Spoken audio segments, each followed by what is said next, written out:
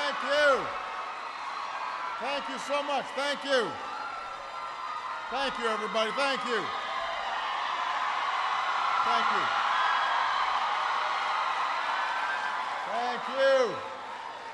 Well, I am so, what a wonderful reception. That was so nice. Thank you. You're all just cheering because I know Michelle. Well, it is wonderful to be here. Folks who have a seat, feel free to take a seat. I want to thank Roy for that introduction. He talks pretty smooth, right? That whole...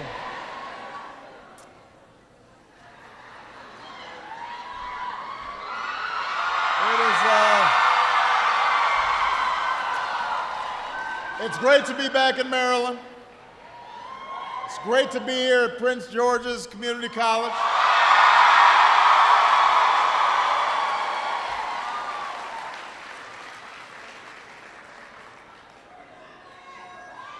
I love you back.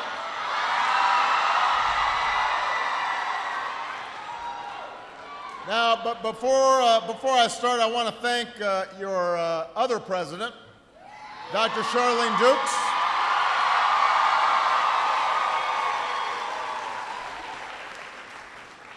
Your governor, Martin O'Malley, is in the house.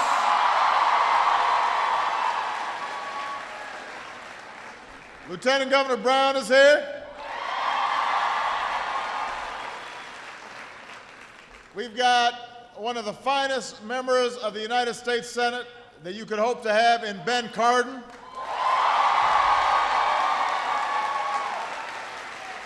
Congresswoman Donna Edwards is here. And County Executive Rushern Baker is here. I want to thank all of you for coming out here today.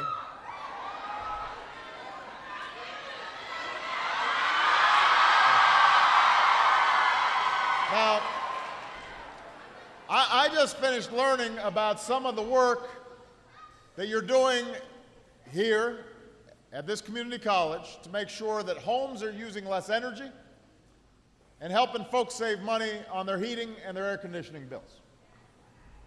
And I was very impressed. I'm even more impressed because I know this program is giving a lot of people a chance to make a decent living. Everyone from veterans to folks with disabilities to folks who've just been down on their luck but want to work. So I want you to know how proud I am of this program, of this institution, of all of you.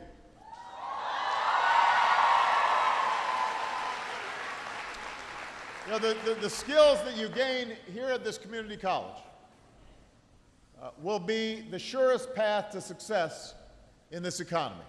Because if there's one thing that we're thinking about a lot these days is, first of all, how do we make sure that American workers have the skills and education they need to be able to succeed in this competitive global economy. And community colleges all across the country and all across Maryland are doing an outstanding job providing young people that first opportunity after high school, but also helping older workers retrain for the jobs of the future, because the economy is constantly adapting. So community colleges are big. Community colleges are critical to our long-term success. What's also critical to our long-term success is the question of energy. How do we use less energy? How do we produce more energy right here in the United States of America? And I know this is an especially important topic for everybody right now because you guys have to fill up at the gas station.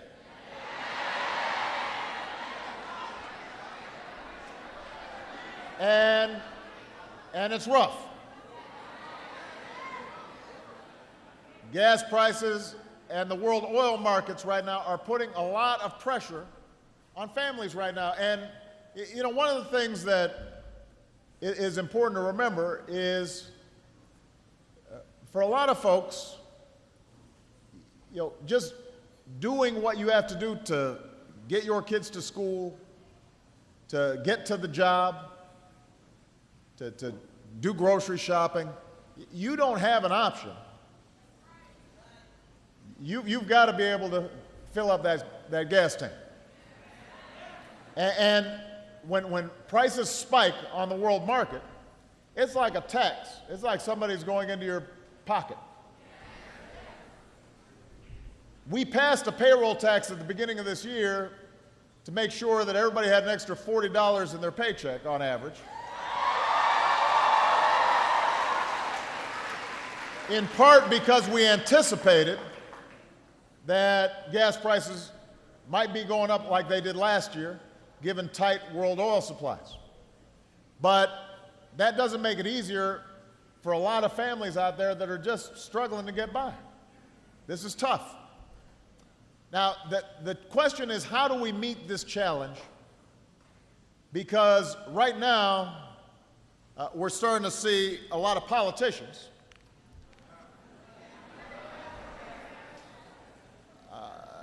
talking a lot, but not doing much.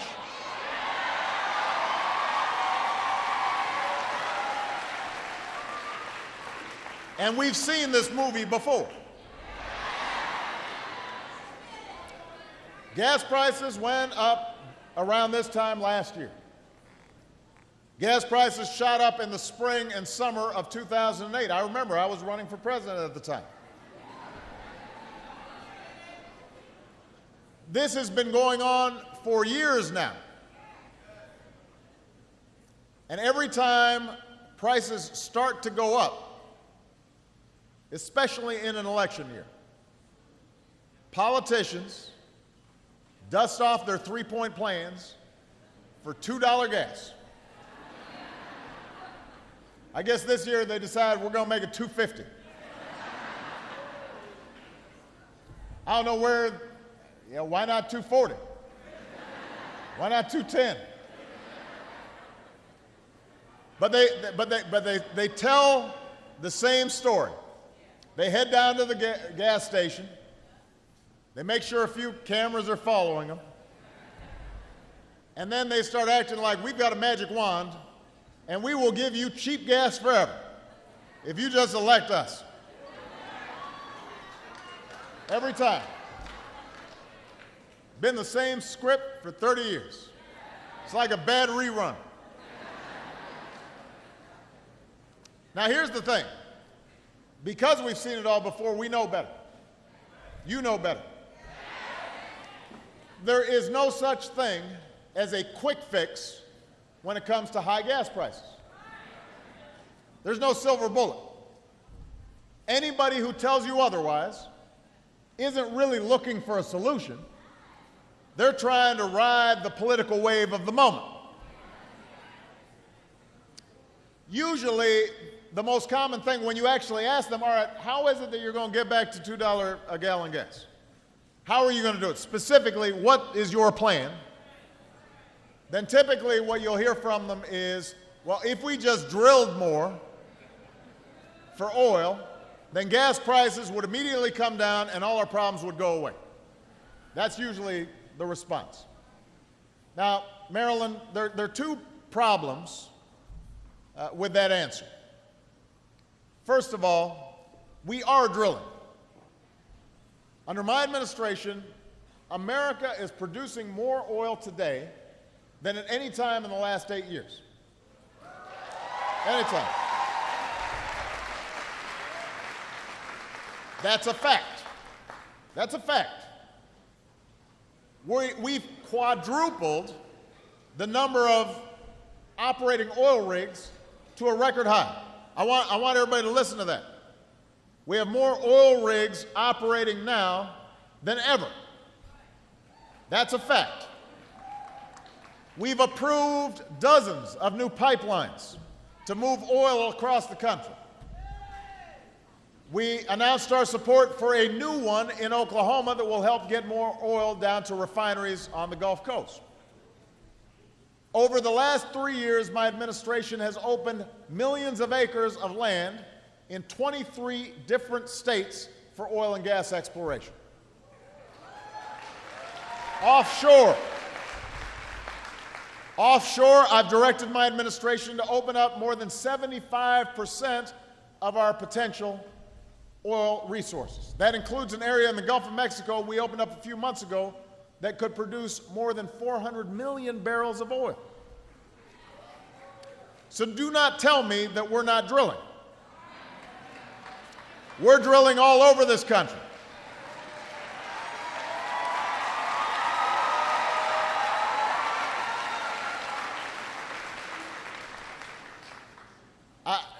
I mean, I guess there are a few spots where we're not drilling. We're not drilling in the National Mall.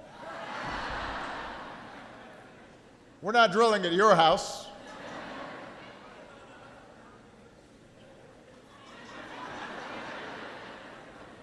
Right? I guess we could try to have, like, 200 oil rigs in the middle of Chesapeake Bay. Well, that's the question.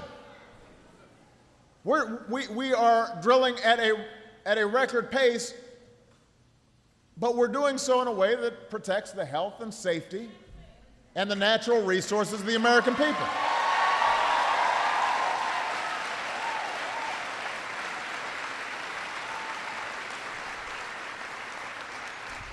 All right, so that's point number one. If you start hearing this drill, baby, drill, drill, drill, drill, if you start hearing that again, just remember you've got the facts. We're doing that. Tell me something new. That's problem number one. Here's the second problem with what some of these politicians are talking about. There's a problem with a strategy that only relies on drilling, and that is America uses more than 20% of the world's oil. If we drilled every square inch of this country, so we went to your house, and we went to the National Mall, and we put up those rigs everywhere, we'd still have only 2% of the world's known oil reserves. Let's say we missed something. Maybe it's 3% instead of 2%. We're using 20. We have 2. Now, you don't need to be getting an excellent education at Prince George's Community College to know that we've got a math problem here. Right?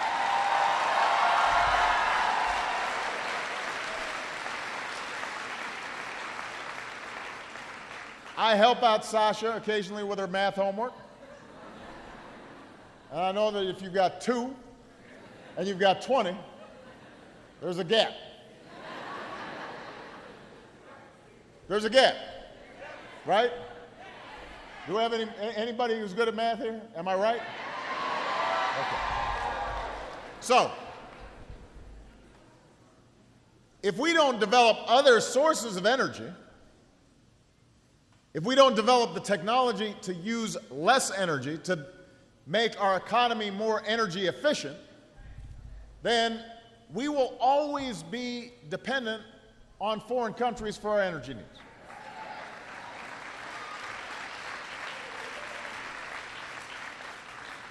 And that means every time there's instability in the Middle East, which is the main thing that's driving oil prices up right now, it's the same thing that was driving oil prices up last year. Every time that happens, every time that there's unrest, any time that there's concern about a conflict, suddenly oil futures shoot up. You're going to feel it at the pump. It will happen every single time. We will not fully be in control of our energy future if our strategy is only to drill for the 2%, but we still have to buy the 20%. And there's another wrinkle to this. Other countries use oil too. We're not the only ones. So you've got rapidly growing nations like China and India, and they're all starting to buy cars. They're getting wealthier. They want cars too. And that means the price of gas will rise. Just to give you an example, in 2010, China alone added 10 million new cars. That's just in 1 year.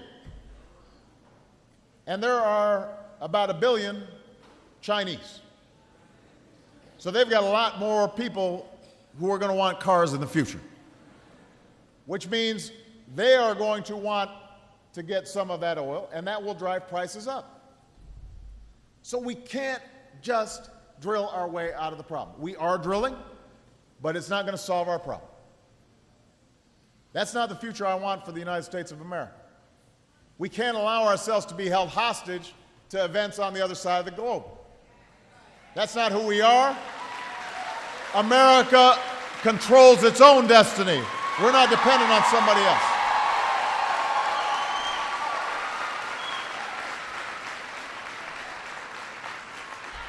So we can't have an energy strategy for the last century that traps us in the past. We need an energy strategy for the future, an all-of-the-above strategy for the 21st century that develops every source of American-made energy. Yes, develop as much oil and gas as we can, but also develop wind power and solar power and biofuels. Make our buildings more fuel efficient. Make our homes more fuel efficient. Make our cars and trucks more fuel efficient so they get more miles per the gallon. That's where I want to take this country. And here's the best part of it is thousands of Americans have jobs right now because we've doubled the use of clean energy in this country since I came into office. And I want to keep on making those investments. I don't want to see wind turbines and solar panels and high-tech batteries made in other countries by other workers. I want to make them here. I want to make them here in Maryland. I want to make them here in the United States of America with American workers. That's what I want. So when I came in office, we said, all right, how are we going to start moving America in that direction? It's not a thing you get done in 1 year, but how do we start moving in that direction? So after 30 years of not doing anything, we raised fuel economy standards on cars and trucks so that by the middle of the next decade, our cars will average nearly 55 miles per gallon. That's double what we get today, 55 miles per gallon.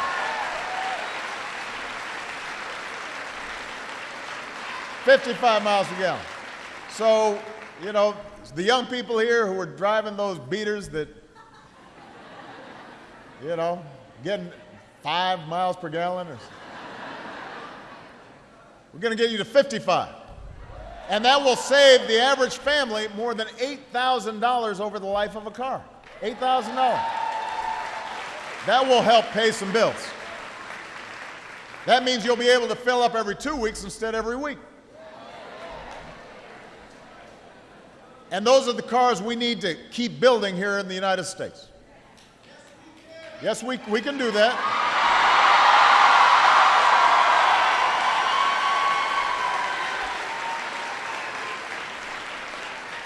All right, so now to fuel these cars and trucks, obviously, if they're using less gas, that's great. That saves us. We're using less oil. But we also want to invest in clean, advanced biofuels that can replace some of the oil that we're currently using. That's important. Already, we're using these biofuels to power everything from city buses to UPS trucks to Navy ships. I want to see more of these fuels in American cars, homegrown fuels, because that means we're buying less oil from foreign countries and we're creating jobs here in the United States, including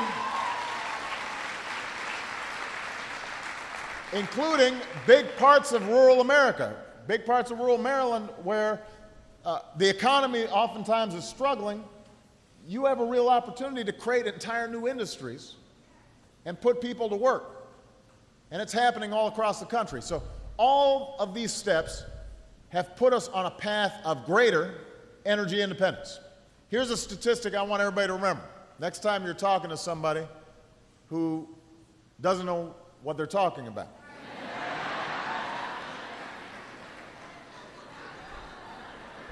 Since I took office, America's dependence on foreign oil has gone down every single year.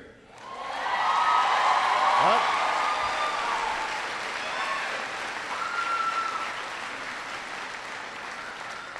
In 2010, our oil dependence, the amount that we're bringing in, the percentage we're bringing in, was under 50% for the first time in 13 years.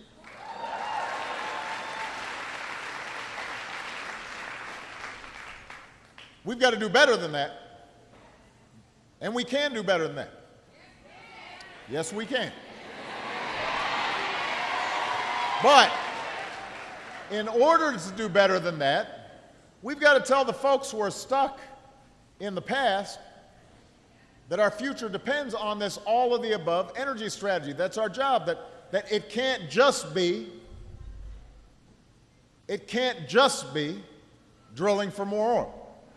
We're drilling for more oil, but that can't be all the solution. That's just part of the solution. Now, here's the sad thing. Lately, we've heard a lot of professional politicians, a lot of the folks who are, running for a certain office,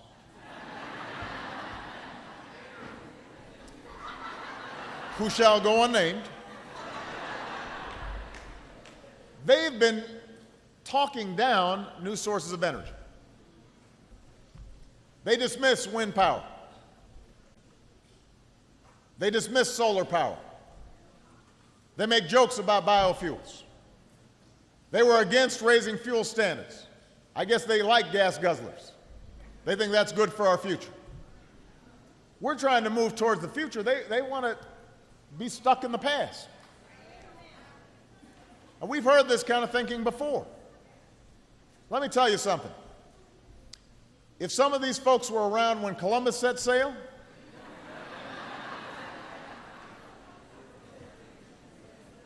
they must have been founding members of the Flat Earth Society. They would not have believed that the world was round.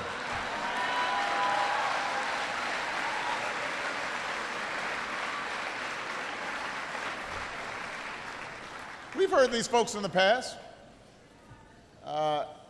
They probably would have agreed with one of the pioneers of the radio who said, television won't last, it's a flash in the pan. One of Henry Ford's advisors was quoted as saying, the horse is here to stay, but the automobile is only a fad.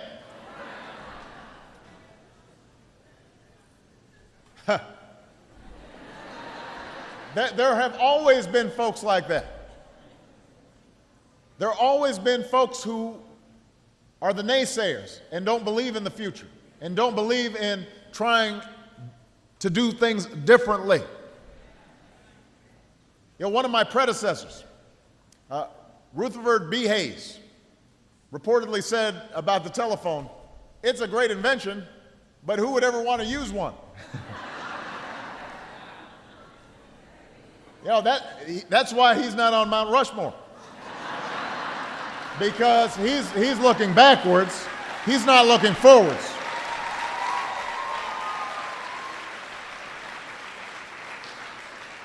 He's explaining why we can't do something instead of why we can do something.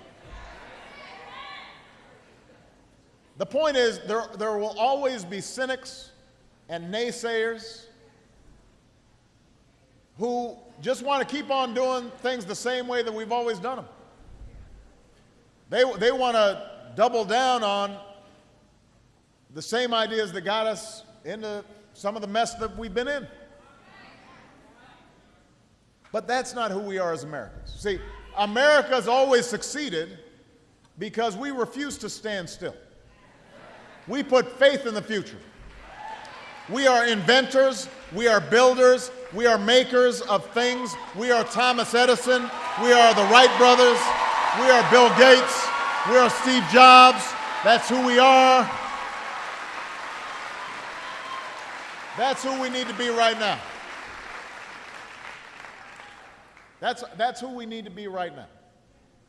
I don't understand when I hear folks who are in elected office or aspiring to elected office who ignore the facts and seem to just want to get a cute bumper sticker line instead of actually trying to solve our problems. What I just said about energy, by the way, is not disputed by any energy expert. Everybody agrees with this. So why is it that somebody who wants to help lead the country would be ignoring the facts? If you want an example of what I'm talking about, consider an important issue that's before Congress right now. I think somebody may have fainted. All right. Remember, next time, if you're going to stand for a long time, you got to eat. No, it's true. You got to get something to eat. You got to get some juice. I'm just saying, it's true. They'll be okay. Just make sure to give them space. The question, there's a question before Congress I want everybody to know about. The question is whether or not we should keep giving $4 billion in taxpayer subsidies to the oil industry.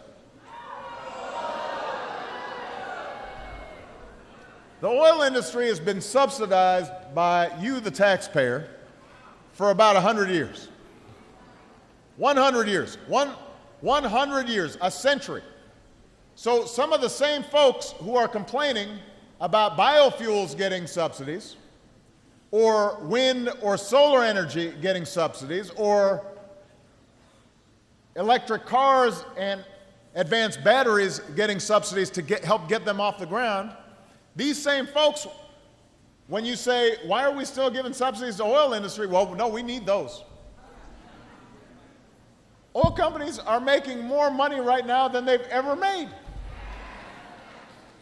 On top of the money they're getting from you at the gas station every time you fill up, they want some of your tax dollars as well.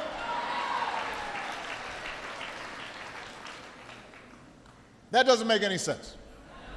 Does it make sense? It's inexcusable. It is time for this oil industry giveaway to end.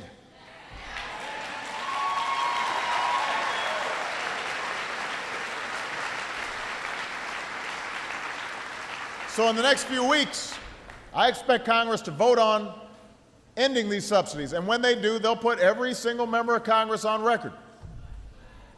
I guess you can stand up for the oil companies who really don't need much help. Or they can stand up for the American people, because we can take that $4 billion, we could be investing it in clean energy, in a good energy future, in fuel efficiency. We could actually be trying to solve a vital problem. They can place their bets on the energy of the past, or they can place our bets on America's future, on American workers, American ingenuity, American technology, American science, American-made energy, American efficiency, American productivity. We can bet on America and our own capacity to solve this problem. That's the choice we face. That's what's at stake right now. Marilyn, we know what direction we have to go in. And every American out there, as frustrated as they are about gas prices right now, when you actually ask people, they'll tell you, yeah, we've got to find new sources of energy. We've got to find new ways of doing things. People understand that. We just got to get Washington to understand it. We've got to get politicians to understand it. We've got to invest in a serious, sustained, all of the above energy strategy that develops every resource available for the 21st century. We've got to choose between the past and the future, and that's That's a choice we shouldn't be afraid to make because we've always bet on the future and we're good at it. America's good at the future. We are good at being ahead of the curve. We're good at being on the cutting edge.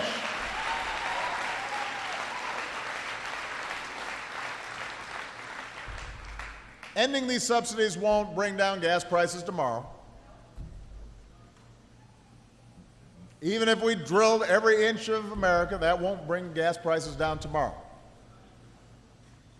But if we're tired of watching gas prices spike every single year and being caught in this position where what happens in the Middle East ends up taking money out of your pocket, if we want to stabilize energy prices for the long term and the medium term, if we want America to grow, we're going to have to look past what we've been doing and put ourselves on the path to a real sustainable energy future. That's the future you deserve. So I need all of you to make your voices heard. Get on the phone, write an email, send a letter, let your member of Congress know where you stand. Tell them to do the right thing. Tell them we can win this fight. Tell them we're going to combine our creativity and our optimism, our brain power, our manpower, our woman power. Tell them, yes, we can. Tell them we are going to build an economy that lasts. Tell them we're going to make this the American century just like the last century. Thank you, Prince George's County. Thank you, Prince George's Community College. Thank you, Maryland. Let's get to work. God bless you. God bless America.